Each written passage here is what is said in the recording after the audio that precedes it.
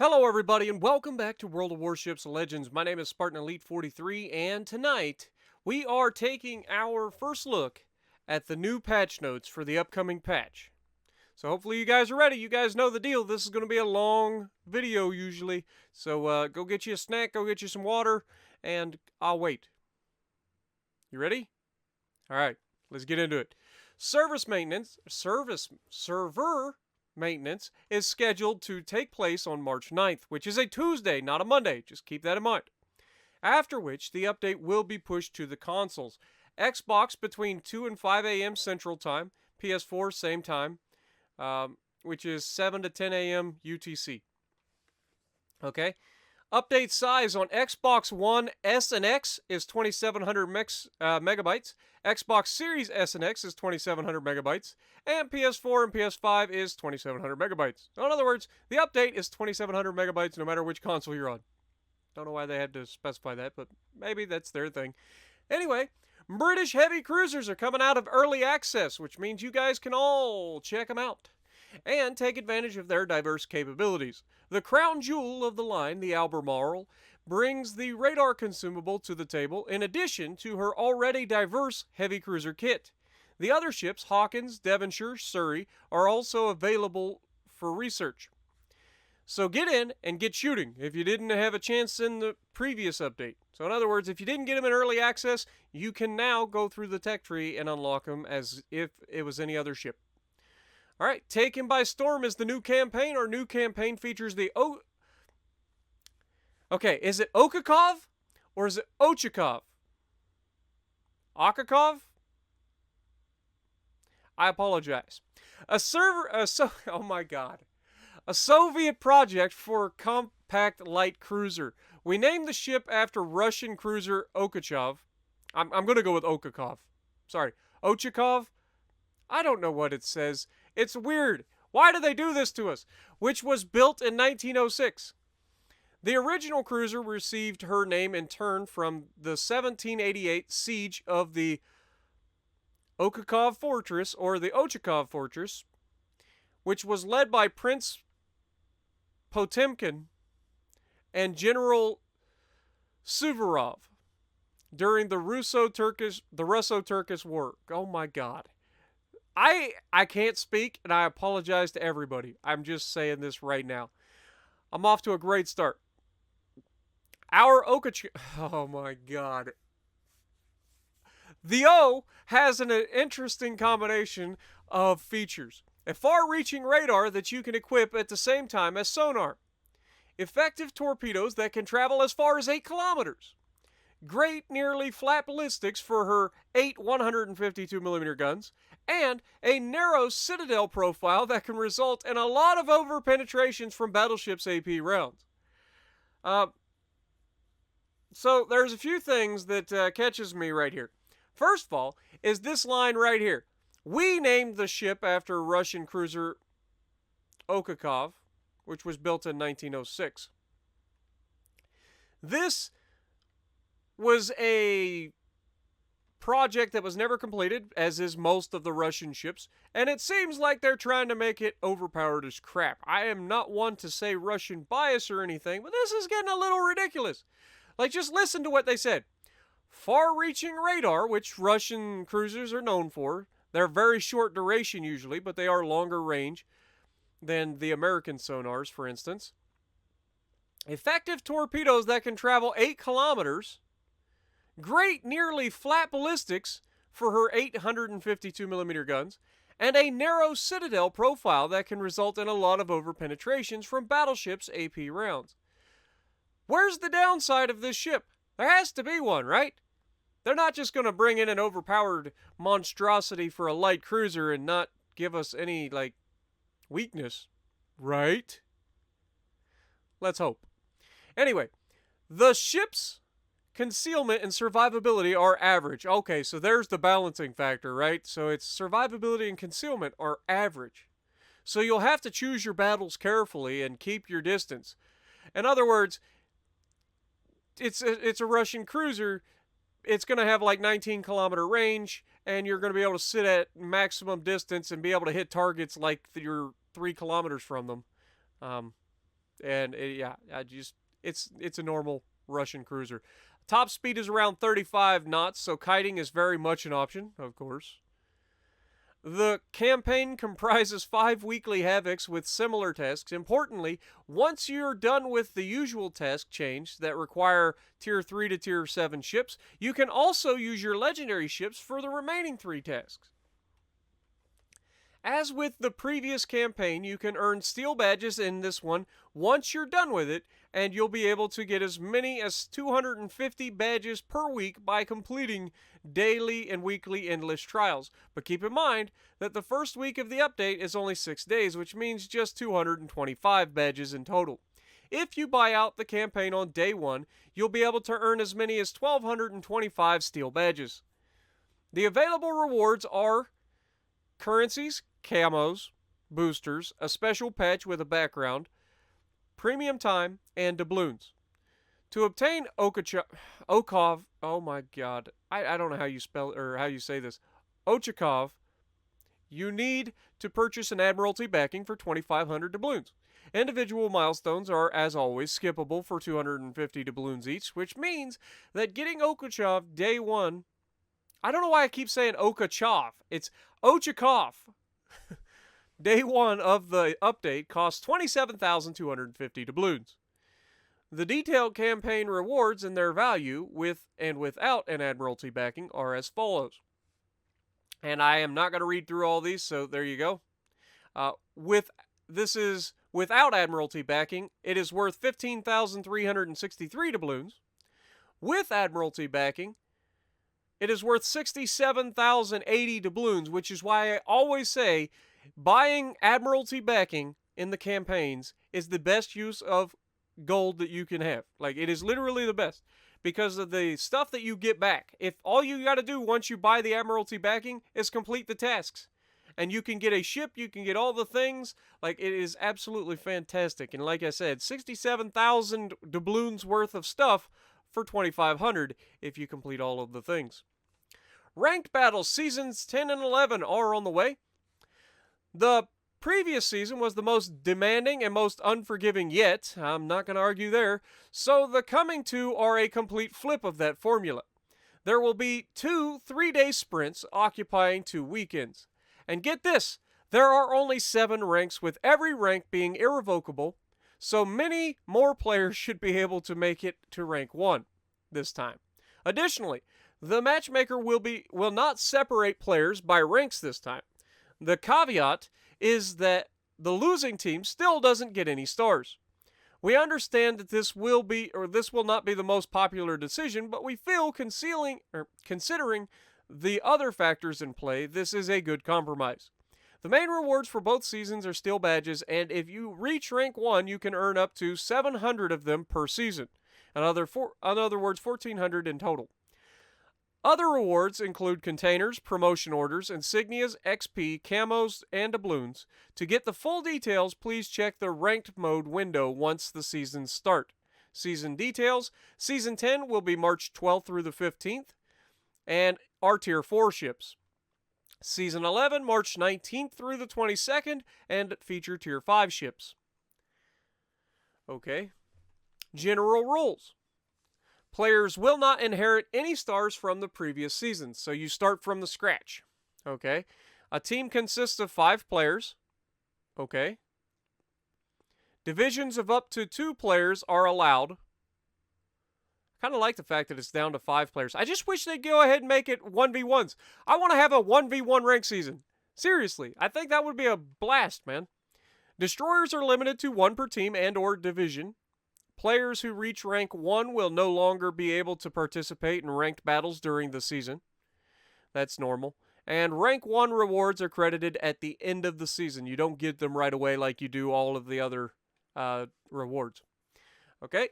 New American Destroyer Commander. As we often do, we've taken your feedback into consideration and came to the conclusion that the United States lacked a destroyer commander who could significantly boost concealment and torpedo armament. To address this, we're adding Albert Gleaves, whose purpose is to fill that role. So does this mean we're getting essentially a Raizo Tanaka sort of commander for the Americans? That'll be interesting. Sounds like a doozy. New projects in the Bureau. These additions might not come as much of a surprise as many of you have tested the ships in January, but nevertheless, USS Gearing and HMS Conqueror can now be researched through the Bureau. The projects are similar in terms of time and difficulty to previously available legendary projects. Gearing could be considered one of the top gunboats in the game. It is absolutely one of the top gunboats in the game. Kaba and Gearing are the best gunboats in the game. Period. Ain't even close. Like, the other ships that claim to be gunboats aren't compared to these two. So yeah, it's definitely one of those things that you gotta consider. Anyway, maybe even the top gunboat, while Conqueror brings her fire-slinging playstyle to high-tier battleship fights. The projects are here to stay, so you're free to research them at your own pace. In other words, there is no time limit. You can research these at your own pace, like they said. There are additional changes in the Bureau, namely, we're moving completed projects to the archives so they don't clutter the main Bureau. Thank you. Much appreciated. Additionally, some projects will now become depreciated. Deprecated? I'm assuming they mean depreciated, but deprecated. That's a new word for me. I mean, I know what it means to defecate, but I've never heard deprecate. I could be wrong. Which means that if you haven't started researching them already, they will no longer be available. 2 projects will receive this status: Legendary Anniversary and Red, White, and Blue. So get your Cali while you can, guys. We ain't joking. Also, the fancy camos for the Edinburgh, right? With the launch of the April update, any players who didn't start them will no longer be able to do so. If you haven't started them, now is the time to get on it. Please note that once you start a project, it will remain available to you until you finish it, unless stated otherwise. So in other words, if you don't want to do them right away, but you still want to be able to potentially do it, start the mission, like start the Bureau project, complete like one segment of it, and then go back to whatever you want to do, and then you can come back to these at some point in the future. They won't go away. That's an interesting but easy way around that. Okay, so we got some balance changes, guys, and there are some familiar names in this balance sheet, because there always are, right? This time, we're looking at 2 more ships, including Bismarck for a little teaser. There are changes coming to German secondaries in the near future. Oh, again, let's see. Bismarck's main battery accuracy improved by about 3%. Guaranteed ricochet angle for main battery shells increased from 60 degrees to 65 degrees, which means that Bismarck will be able to do damage even more angled targets whose armor cannot be overmatched by 380mm shells. All right, so this is a big gripe that I've had for a very long time about the German battleships. They have crap AP. I've said it many, many times, and everybody's like, no, Spartan, you don't know what you're talking about. The German ships are the best. They're the greatest, which is why they're constantly being buffed, because they're not good. Okay, so y'all can take it and shovel it. That's a quote from a movie. If you know what that quote is from, first person to answer it correctly, I'll pin you. Okay, so take this job and shovel it. That's the quote. All right. Anyway, so Bismarck also is getting a penetration of AP shells buff of about 4%, which should lead to few more citadels when shooting angled but penetrable targets. So Bismarck getting a considerable buff this time. Maybe this will get everybody's attention somewhat. Azuma's getting some love. Main battery accuracy improved by about 3%. Rudder shift time decreased from 13.9 to 10.7. Angle at which AP shells start checking for ricochet increased from 45 to 50 degrees, which will increase damage inflicted to angled targets should they be sufficiently angled. Repair party now regenerates 20% more hit points per second, which is nice. So, doesn't heal any more overall, but it actually regenerates the health quicker. Other changes. Spawn points for Shards map were tuned a bit. Legendary tier ships receive specific spawn points, so there you go. Polar map was added to tier 3 battles in domination mode. The active duration of consumables can no longer be less than 1 second. This was done mostly to prevent bugs and the possibility of consumables exhausting at the wrong time should a player have high ping. Okay. Miscellaneous changes and improvements. There's going to be something spatial as we get closer to April Fool's Day. Expect more details on March 18th. All right. So, based on that sentence alone, I'm going to say that the old school World of Warships special event is coming where they were in space. That's my guess.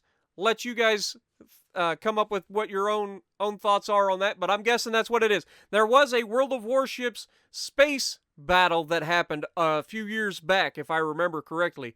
So I'm hoping that that's what we're talking about here. That'll be interesting.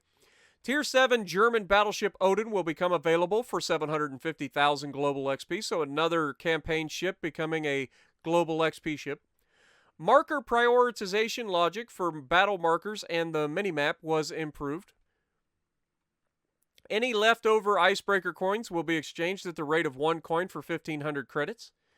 Maps are now distributed evenly across all battle tiers, which means that for any given battle, all maps available for that tier are now equally likely to be used. Previously, we had increased the chances of newer maps being selected by a little. Yeah, a little.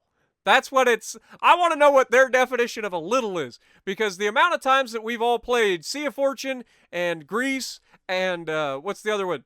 Treasure Island. No, that was the Sea of Fortune. Sleeping Giants is the other one. Those 3 maps pop up in rotation about 3 times as often as regular maps have. And that's not even me being like facetious. Like, that's the truth. All right. Aircraft carriers were removed from player accounts. Any XP accumulated on them was moved to the Tier 1 ships of their respective nations. Taman Yamaguchi and Ernest King were also removed. Those were your aircraft carrier commanders. New premium ships in the store. The Italian Tier 5 cruiser Duca d'Aosta? I apologize. I'm not 100% sure how that would be said in Italian.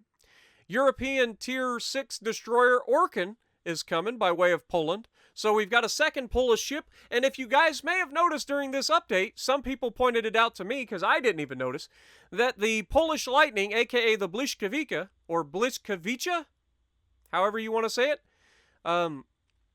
it has been moved to the Pan-European flag instead of Poland outright. So the Pan-Europeans are coming, and we are getting our second Pan-European ship, and it is another Polish ship by the way of the Orkan. Follow our info channels to find out details about ships, release dates, and stats. There are also some bug fixes here. We've got, in rare cases, players sometimes didn't receive devastating strike medals for when they should have. I feel like I've missed out on a few of those. The initial game client loading screen sometimes took too long after launching the game from a suspended state. That's true. I used to have that issue all the time back in the day on my Xbox One X. It definitely did hang up quite a bit, and you'd have to restart or just quit out of it and restart it. The properly meticulous skill showed an incorrect enhanced secondary targeting duration in the loadout menu. Okay. Incorrect information about detectability when firing secondary guns was removed from the loadout UI as it was not factually true. Secondaries do not affect ship visibility in World of Warships Legends. Rare cases of PlayStation players not being able to reconnect to the game when signing back in to PSN. So this is an issue that I've heard a lot of people complaining about, where they're not able to sign in to World of Warships Legends. So that is something that they are working on fixing in this update. And rare cases of the camera starting in the battle zoom level before the battle countdown was over. All right. So that's it for this month's updates. So hopefully you guys enjoyed. I'm not going to take any more of your time. If you like what I'm doing, punch the like button, leave a comment below, subscribe to the channel if you haven't already, and as always, I will see you in the next video.